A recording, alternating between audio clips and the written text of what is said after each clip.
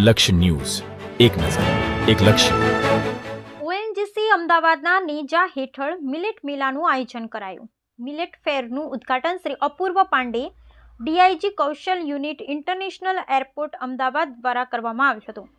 Millet ફેરમાં Shri Kapil Varman, senior commandant group headquarter Ahmedabad, Shri T હેસિપ commandant SSC Ahmedabad, Shrimati Archana R મિઝાન, ડેપ્યુટી કમાન્ડન્ટ કે ઓશબુલ યુનિટ ઇન્ટરનેશનલ એરપોર્ટ અમદાવાદ અને શ્રી વિરેન્દ્ર સિંહ, ડીજીમી એમ મિલેટ ફેરમાં સિક્યુરિટી સીબીજી Prasad Rao, general manager Sandeep Sagwan, chief manager Arun Gupta, chief general manager ઇફકોમ Rajesh Chauhan, senior security officer ONGC અમદાવાદના અધિકારીઓ સહભાગી હતા.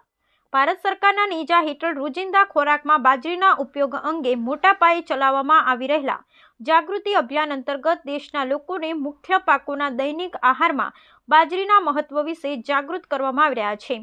ત્યારે જુવાર, રાગી, બાજરીની ફૂટકી, કોડો કંગની, સવા, ચેનાનો ઉપયોગ કરી અને આરોગ્યપ્રદ અને પૌષ્ટિક ખોરાક વિશે જાગૃતિ લાવવામાં આવી. ઉપરોક્ત ખોરાકમાંથી ફાઇબર, પ્રોટીન, વિટામિન્સ અને મિનરલ્સ જેવા પોષક તત્વો પર્યાપ્ત માત્રામાં મળે છે, જે શરીરની સંરક્ષણ પ્રણાલીને સુધારવામાં મહત્વનો ભાગ ભજવે છે. ભારત સરકારના પ્રયત્નોને કારણે વર્ષ 2023ને સંયુક્ત રાષ્ટ્ર દ્વારા બાજરીનું વર્ષ જાહેર કરવામાં આવ્યું છે અને વૈશ્વિક મંચ પર ભારતીય જીવનશૈલી અને આહારનું પ્રદર્શન કરવું એ આપણા બધા માટે ગર્વ અને સન્માનની વાત છે.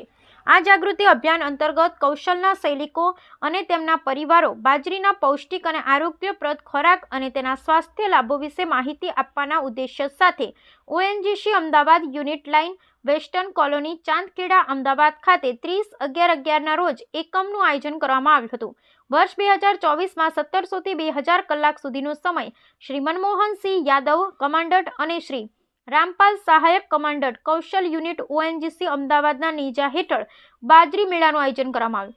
મિલેટ્સ ફેરના આ કાર્યક્રમમાં પ્રાદેશિક આયુર્વેદ સંશોધન સંસ્થાના ડોક્ટર કિરણ વિનાયક કાળેની આગેવાની હેઠળ ડોક્ટર નીલમા સોજિત્રા અને વીડી જયપ્રકાશ રામે બાજરીના મેળામાં ઉપસ્થિત તમામ મુલાકાતીઓને સંબોધતા બાજરીના ઉપયોગના મહત્વ પર પ્રકાશ પાડ્યો હતો.